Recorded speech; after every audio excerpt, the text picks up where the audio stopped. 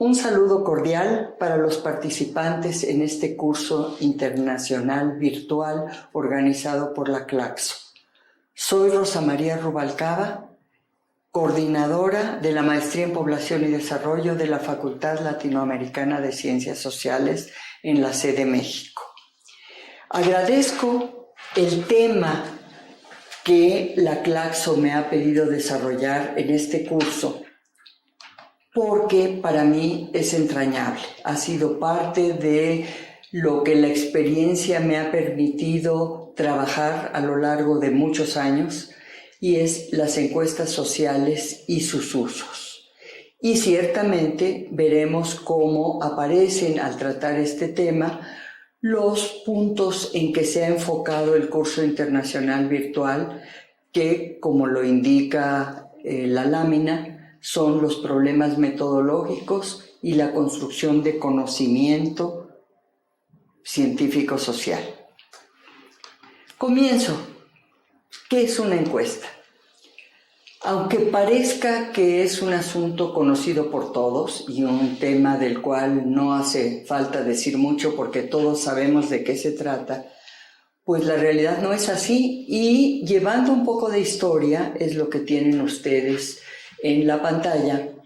Tenemos que esta publicación, que es una traducción, se originó en la Sociedad Americana de Estadística, que tenía y tiene su sede en Washington, en Estados Unidos, en 1980. Ya estamos hablando de 40 años en que se empezaron a hacer esfuerzos por poner en claro qué es lo que significa levantar una encuesta, llevar a cabo una encuesta. El primer punto en que nos encontramos es un problema de terminología.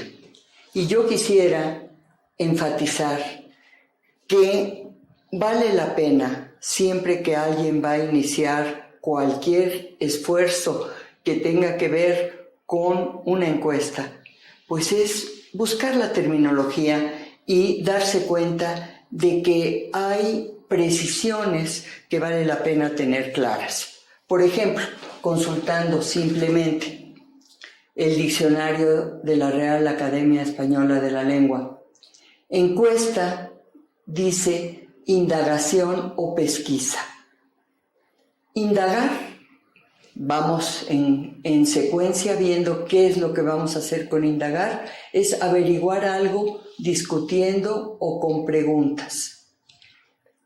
Y pesquisa, pues una investigación que se hace para averiguar la realidad.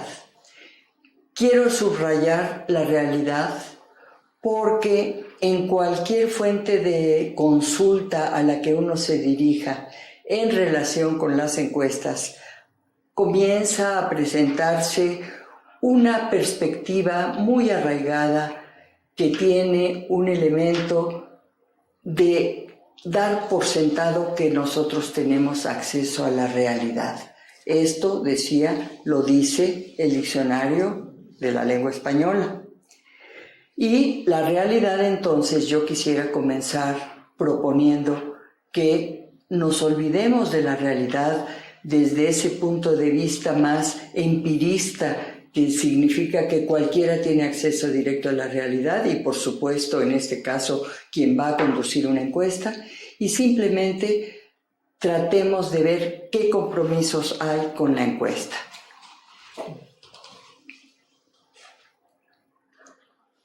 Si vamos a Wikipedia, en Wikipedia encontramos que la encuesta es un procedimiento dentro de los diseños de una investigación descriptiva en que el investigador recopila datos. Aquí de nuevo comienzan a aparecer términos muy apegados al acceso supuesto que tenemos a la realidad.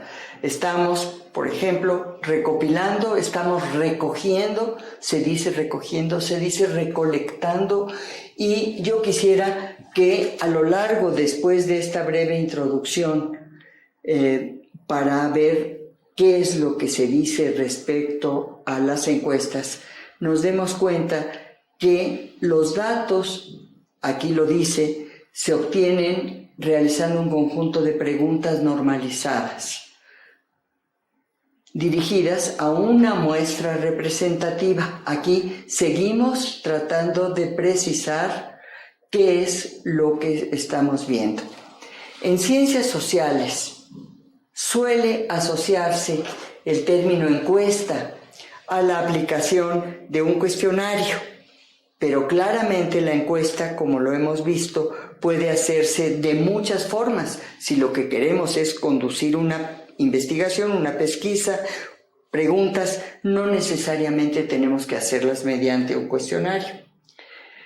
Por otro lado, la muestra, en esta clase yo quisiera precisar que nos vamos a referir a encuestas que se aplican mediante un cuestionario impreso con preguntas estructuradas a unidades de observación seleccionadas mediante muestreo aleatorio.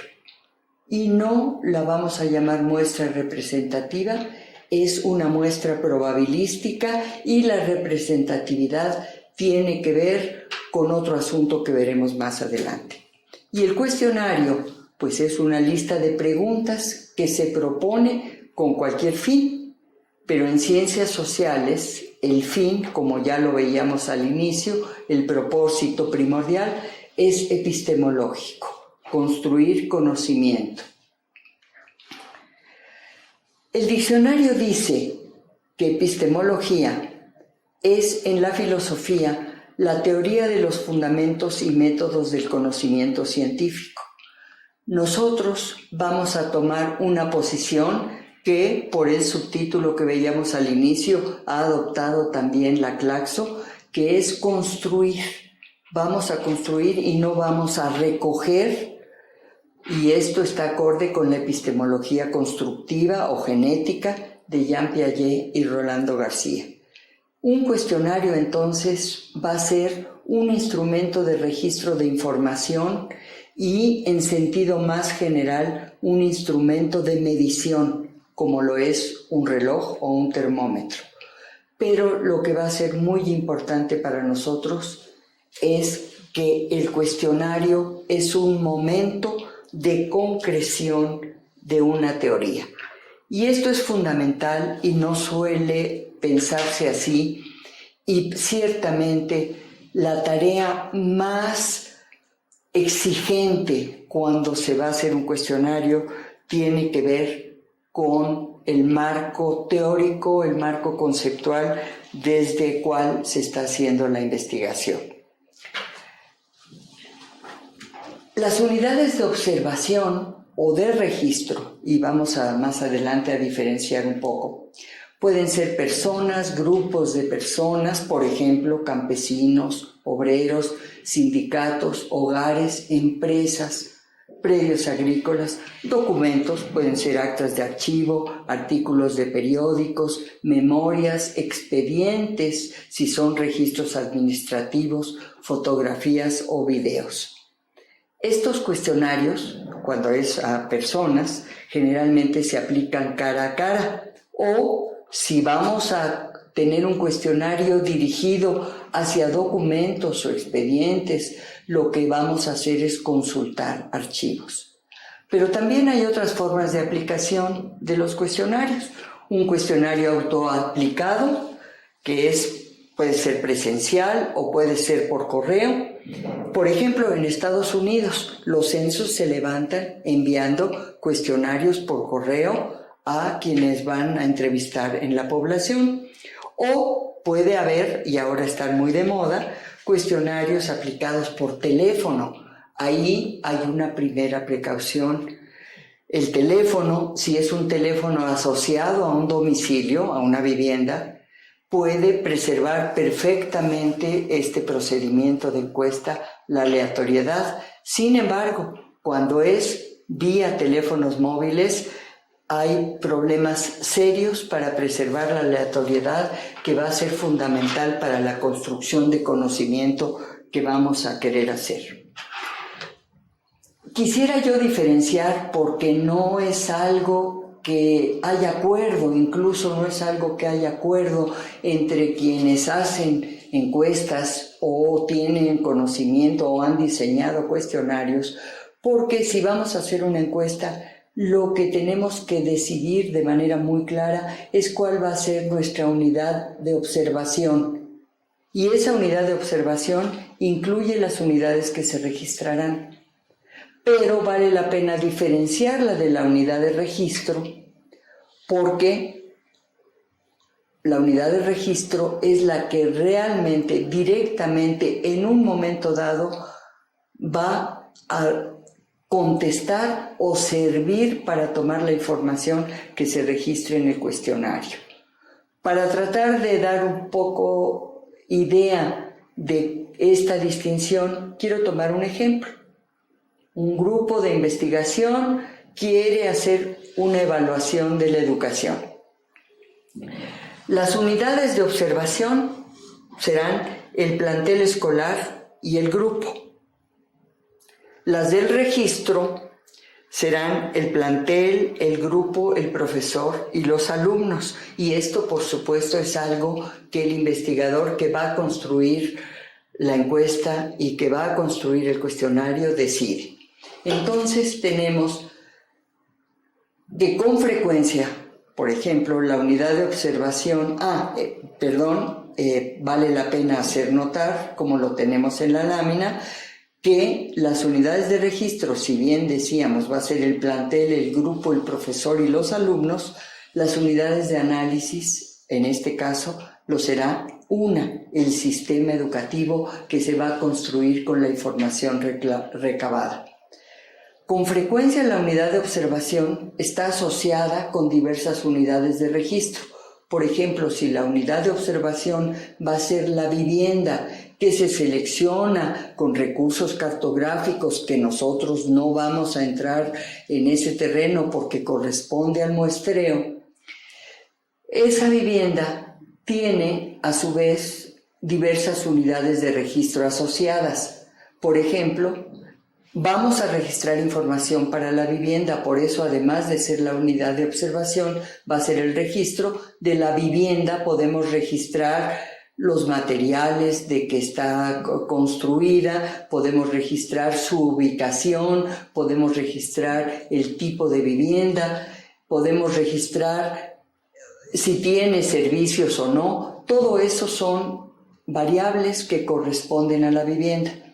Pero en la vivienda viven personas y esas personas suelen distinguirse en hogares, que es el colectivo que comparte una vivienda, pero en una vivienda puede haber más de un hogar. Entonces, para algunas investigaciones es muy importante hacer esa distinción. Y después los hogares están conformados con personas. También ahí hay confusión terminológica. Hay quien usa hogar como equivalente a vivienda. El hogar son las personas, la vivienda es la edificación. Las unidades de análisis, por otra parte, pueden ser el hogar, porque un rasgo del hogar va a ser el tipo de hogar, que es algo que no llego y pregunto directamente a ninguno de los que pudieran ser los entrevistados, ni tampoco lo puedo observar de manera directa. El tipo de hogar se define para la demografía muy principalmente por el parentesco que tienen los diversos miembros con el jefe. O también podemos estar interesados en una unidad de análisis centrada en una persona de interés. Por ejemplo, yo quiero estudiar en qué condiciones viven los adolescentes que no estudian ni trabajan y que yo los voy a detectar mediante una encuesta de hogares. En ocasiones, la unidad de observación, y con esto espero no lograr una confusión que no era la intención, sino al contrario, una aclaración. En ocasiones es la unidad de observación, es también la unidad de registro y también la unidad de análisis. Esto vale la pena tratar de tenerlo diferenciado en adelante y vamos a referirnos a qué ocurre cuando uno decide qué es lo que quiere estudiar, y en eso no voy a entrar en profundidad porque eso tiene que ver con el marco conceptual y el interés teórico de la investigación, pero les hablo de un ejemplo. El interés se centró en 2 mujeres llegando a una vivienda y, considerando a los miembros del hogar, buscar en aquellas viviendas que hubiera 2 mujeres más o menos de la misma edad, considerarlas para profundizar en otra parte del cuestionario con el fin de saber, primero, qué representación tienen de la jefa de hogar, cuál es, porque nosotros podemos, y de hecho se hace, preguntar en el cuestionario quién es la jefa o jefe del hogar, pero no sabemos las personas por qué contestan quién es el jefe o jefa del hogar. Entonces lo que hicimos nosotros en un trabajo de investigación fue dejarlo como pregunta abierta. ¿Por qué es la jefa del hogar? Y después como respuesta abierta, ¿por qué es la jefa del hogar? Entonces también queríamos saber, y por eso centrarse en los hogares con 2 mujeres que tuvieran edad similar, pero una trabaja y otra no trabaja, en este caso era el trabajo en la industria maquiladora, porque lo que queríamos específicamente conocer es qué percepciones sociales se tienen acerca del trabajo, quién trabaja y quién no trabaja, y específicamente mujeres. En una encuesta de hogares, la pregunta es ¿quién debe responder? Bueno, eso es algo que no está escrito en ningún tratado, sino un grupo que se reúne para hacer un trabajo de encuesta tiene que tomar esas decisiones. Por ejemplo, en otra encuesta en que lo que se trataba era de conocer víctimas de la inseguridad, un criminólogo que estaba en el equipo de investigación fue muy enfático al decir, si uno quiere conocer qué ocurre con las víctimas del delito, tiene que entrevistar directamente a la víctima. No debe preguntar a nadie más del hogar cómo pasó, qué pasó, por qué pasó. Eso, si no es la víctima la que pueda conseguirse, no se pregunta sobre eso. Entonces, por ejemplo, en otra situación, si queremos conocer la intención de voto para una elección, pues vamos a procurar entrevistar a un adulto que es quien tiene derecho al voto, que esté empadronado, elegido al azar para tener una perspectiva aleatoria de cuál es la intención de voto en general en la población adulta. En otro caso, se quiere saber sobre el uso del tiempo en el hogar. Bueno, una mujer que realiza las tareas del hogar se le aplica un cuestionario para saber exactamente de qué hora a qué hora realiza qué actividad. Y en esos casos nos encontramos con una dificultad que todo mundo quien ha hecho trabajo sobre uso del tiempo encuentra que el día tiene más de las 24 horas reglamentarias. ¿Por qué? Pues porque la mujer nos dice que trabaja 3 horas planchó, 2 horas cocinó, 5 horas cuidó a los niños, pero si no tomamos en cuenta el tiempo en que se hicieron esas actividades y podemos diferenciar los traslapes porque hay actividades que se realizan en simultaneidad, pues tendremos dificultades para analizar los resultados de esa encuesta. Y aquí un punto importantísimo es la muestra. Lo sabíamos por estudios previos y se ve en el momento en que se lleva a cabo la investigación que lo que ocurre con los días de la semana es que no se realizan las mismas actividades todos los días. Suelen las mujeres tener un día en que específicamente lavan la ropa, otro día en que van al mercado. Entonces el diseño de muestra debió tomar eso en consideración y lo que se hizo fue distribuir la muestra al azar en los 7 días de la semana y tener la muestra con el tamaño definido distribuida en los 7 días de la semana. Por ejemplo, en otras investigaciones, y aquí es algo de mayor complejidad, puede haber interés en una situación. Por ejemplo, aquí lo enuncio solamente, entraré un poco más detalle adelante. Una situación, en este caso el encuentro con una autoridad, o un proceso, por ejemplo, estudiar el movimiento estudiantil de 1968 aplicando un cuestionario, permítase decirlo así, a una revisión minuciosa de prensa de todo el periodo que abarca ese movimiento estudiantil, o el levantamiento indígena en el caso de México de 1994.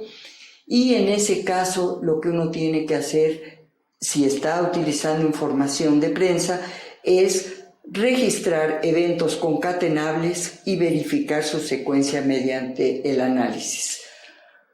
Los cuestionarios que ustedes tendrán para consultar, aquí solamente enuncio, son cuestionarios que ejemplifican alguna característica que debe tenerse. Por ejemplo, los cuestionarios de la Encuesta Nacional de Ingresos y Gastos de los Hogares comienzan con tener un glosario, y hay una documentación del cuestionario donde hay un glosario en que se especifica qué es cada término en relación con el ingreso. Suele pensarse que es lo mismo decir ingreso que salario. Bueno, en ese glosario se explica qué es cada uno de los términos que se van a utilizar en el cuestionario para después para el análisis. La vivienda, los residentes, esto ya nos referimos a ello.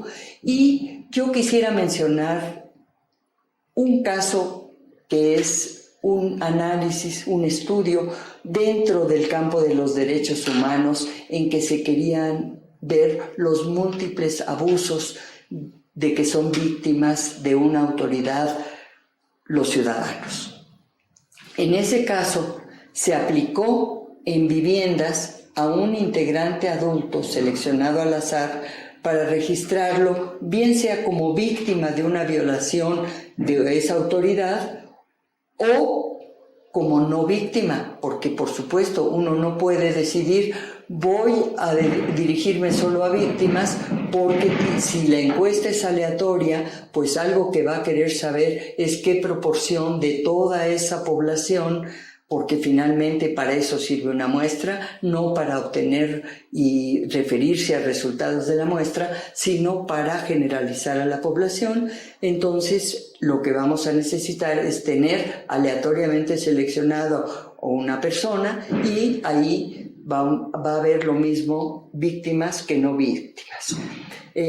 Otro caso que me gustaría mencionar, porque no es un asunto que se investigue con frecuencia, es un trabajo que se hizo en México para ver la generosidad, y está publicado en un libro, ustedes lo tienen en la bibliografía, La generosidad en México. Bueno, el trabajo conceptual tuvo que comenzar por definiciones de cuestiones que también pensemos que todo mundo sabemos a qué se refieren, a qué se refiere solidaridad, a qué se refiere una acción voluntaria, el voluntariado, la filantropía. No tenemos que precisar esos conceptos para poder construir un cuestionario que nos permita conocer lo que queremos conocer. Y un asunto que me llamó mucho la atención, y también he hecho el cuestionario para entrevistar prensa, es un cuestionario de una tesis precisamente de Flaxo, y lo que llama la atención es que si uno piensa que puede directamente preguntar lo que a uno le interesa, el estudiante que hizo la tesis se dirigió a la Secretaría de Seguridad Pública porque su investigación iba a ser sobre los linchamientos en México. Y él se dirigió con un escrito muy formal, respaldado por su condición de estudiante de la Flaxo, y recibe como respuesta de la institución de la Secretaría de Seguridad Pública: del análisis efectuado a su solicitud, hacemos de su conocimiento que no se identificó un delito denominado linchamiento. Es sorprendente porque con eso vemos que el investigador es mucho el trabajo que tiene que hacer previo a hacer su cuestionario y claro, no hay el linchamiento porque lo que hay son diversos tipos de homicidios, pero linchamiento como tal no lo hay. Entonces, ¿qué premisas se deben cumplir para proponer una encuesta? Primero, que no existe la información en otra fuente. Pongo como ejemplo el registro de automóviles, que hay personas que quisieran hacer una encuesta para saber cuántos autos circulan en la ciudad, de qué año son, de qué marca son, Bueno, eso lo tiene, en el caso de México, el Registro Federal de Automóviles. Entonces no tendría sentido hacer una encuesta para poder responder preguntas que, en los casos en que existe información pública, pues se puede conseguir. No es posible, es otra premisa, no es posible hacer un censo. El censo es una enumeración total y no tiene que ver con muchos o pocos, porque yo puedo hacer un censo de los científicos nucleares que están dedicados a un tema muy específico. Eso lo puedo hacer de manera censal, pero un censo de la población de un país, pues nos está hablando de otros números. Otra razón para hacer una encuesta y no un censo es que el costo no puede sufragarse y el diseño de la muestra y del cuestionario deben ser congruentes con los propósitos del estudio.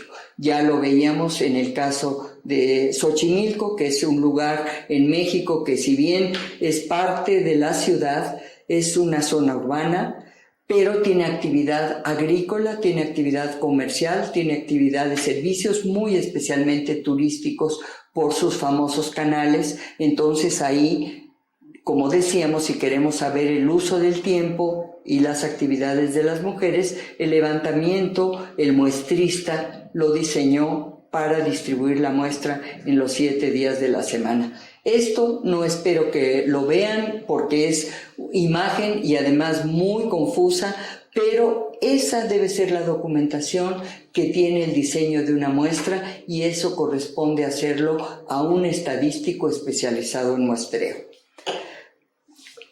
¿Qué vamos a hacer para planear una encuesta?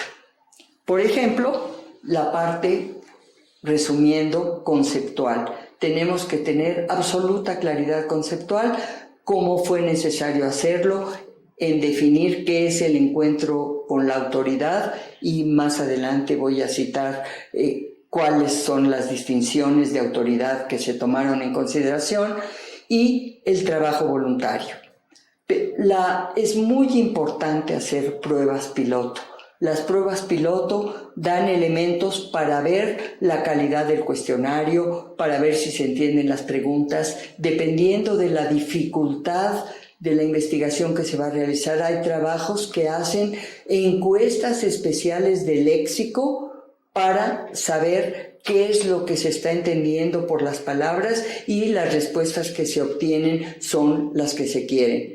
Por ejemplo, esto es en el caso de México, pero debe de ser general. El léxico tiene variaciones regionales, culturales, generacionales, entre otras, y el propósito de un cuestionario es tener preguntas estandarizadas.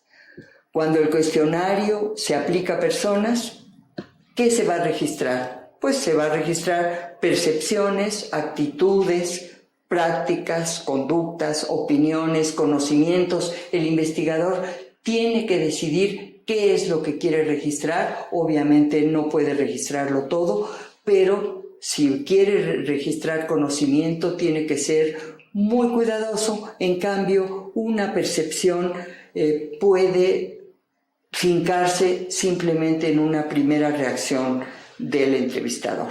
Aquí, en algo que fue extraído de un cuestionario muy complejo para estos encuentros con la autoridad, simplemente quisiera yo mencionarles que lo primero que hubo que decidir es evidentemente cuál va a ser un encuentro y después quiénes son la autoridad. Y la autoridad, si ustedes no alcanzarán a ver la imagen porque porque es una imagen muy tenue tomada de un cuestionario antiguo, pero se pregunta, por ejemplo, ¿dónde es que estuvo usted el contacto, roce o encuentro con la autoridad? ¿En la calle, en el auto, en una patrulla, en una casa particular, en su sitio de trabajo o oficina, en el Ministerio Público porque acudió a hacer una denuncia, en los separos, en la cárcel, en algún otro lugar? Entonces, esos son los lugares en donde se puede tener un encuentro con la autoridad en el sentido que dio autoridad el grupo que estaba haciendo esta investigación sobre violaciones a los derechos humanos.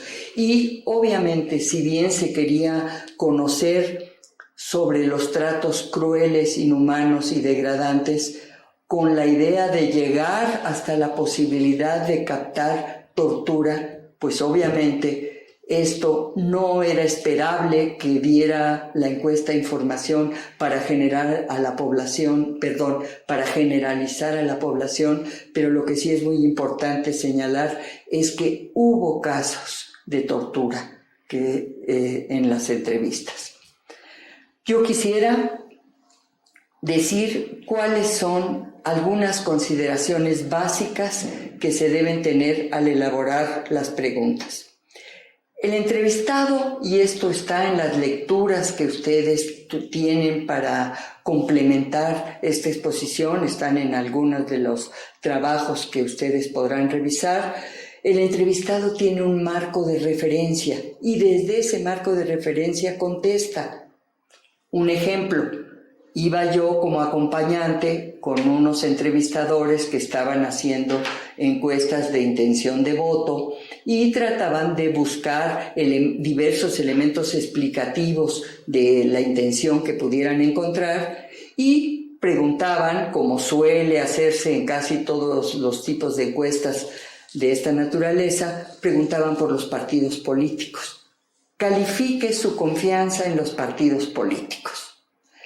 Bueno, es muy notable que la persona, y eso fue reiterado, fui testigo de eso, la persona que respondía decía, pero por favor, digo, usted me pide que califique a los partidos políticos, pero ¿a cuál partido político? Y entonces el entrevistador dice, no, en general a los partidos políticos. No, bueno, pero dígame un partido político en particular, porque yo no los califico a todos por igual. No, tiene usted que contestar en general. Bueno, póngale 0, ¿verdad? La calificación más baja, y con eso, pues ustedes se darán cuenta que por eso siempre los partidos políticos resultan tan mal calificados, porque estamos obligando a una generalización que no es natural hacer desde el marco de referencia que tiene el entrevistado. Otro punto, y eso lo tienen y les pido que revisen con cuidado, una presentación de PowerPoint en que se dan diversas recomendaciones en relación con los cuestionarios y con la elaboración de las preguntas. Aquí solamente me refiero a 2 o 3 que son los errores más comunes, lo que se llama la pregunta de doble cañón. O sea, plantear una pregunta y en la pregunta se está poniendo 2 o 3 asuntos que al final no sabemos a cuál está contestando el entrevistador. Por ejemplo, ¿usted le gusta leer periódicos y ver televisión? Y la respuesta es sí o no. Bueno, pues no sabemos si nos dijo, porque en español es perfectamente correcto decir, si alguien que solo lee periódicos, ahí va a contestar que sí, porque no tiene necesariamente que ser los dos, o al contrario, quien piensa que solo si hace los dos, y entonces si lee periódicos dice que no, y por ese doble cañón no vamos a poder diferenciar las respuestas. Lo mismo cuando se espera que la respuesta sea una cantidad. Es conveniente dar intervalos, porque hay quien no sabe o no recuerda la cantidad exacta, o bien no quiere dar la respuesta exacta, aunque tenga esa cantidad, y se siente más cómoda dándolo por intervalo. Cuando la respuesta no es cuantitativa, entonces Si lo que se quiere, por ejemplo, es una preferencia o un acuerdo, la mayor fortaleza se obtiene planteándola en manera dicotómica, solamente dos opciones que son complementarias. Cuando se quiere una gradación, entonces conviene dar un número impar de opciones. Hay quien dice, por ejemplo, califique del 1 al 5, bueno, nada más queremos un ordenamiento, pero qué le gusta en primer lugar y qué le gusta en último lugar, donde el primero es el 1, en fin, todas esas aclaraciones las debe tener el cuestionario de manera que no dependan del entrevistador, y en ese caso conviene siempre la sugerencia es 3 o 5. Mucho de esto es por usos y costumbres. Y dejar las preguntas delicadas, preguntas sensibles para el final. Un cuestionario especial. Me quiero referir a una encuesta muy brevemente en que lo que se trataba era de ocultar el propósito de la encuesta. Teníamos que construir un cuestionario que nos diera la información que necesitábamos, pero ocultando el propósito. El propósito era para una embajada interesada en los cursos del idioma que ofrece, para saber de qué manera, dado que la población ha venido cambiando, los medios de comunicación, la difusión del conocimiento, hace que la gente tenga criterios específicos para decidir si estudiar o no algún idioma, y esta embajada quería saber por qué las personas podrían o no estar interesadas en estudiar ese idioma. Lo que se hizo fue un cuestionario con varios idiomas europeos, español, alemán, francés, inglés, italiano. Se explicaba que como estamos aplicándola en México, íbamos a omitir el español y nos íbamos a centrar en qué intereses tenían los entrevistados para interesarse o no en estudiar el idioma que tenía interés en este estudio. Pero para eso se hacían preguntas, por ejemplo, se daba una lista de empresas y una lista de los idiomas y se decía, asocie a la empresa con el idioma que se habla en el país dueño de esa empresa. Y había ejemplos, como el caso de Danone, que muchos pensaban que era una empresa italiana, o de Ariane Space, que pensaban que era inglesa y es Ariane Space porque es una empresa francesa. Entonces poníamos preguntas que nos permitieran saber qué representación social tenían los entrevistados de los diversos idiomas. Obviamente algunas eran la obviedad. Por ejemplo, asocie una actividad, una ocupación con un idioma. Pues no les quiero decir con qué idioma se asociaba la ocupación de modista y con cuál la de militar. O asocie una investigación científica con un idioma. Entonces, un físico, un químico, un sociólogo, ¿con qué idioma lo asocia? Entonces, fue un cuestionario muy interesante que logró ocultar su propósito y dio la información que se esperaba. Yo quisiera, ya para concluir, es pedirles que aprovechen los avances en equipos y programas de cómputo para dos propósitos fundamentales.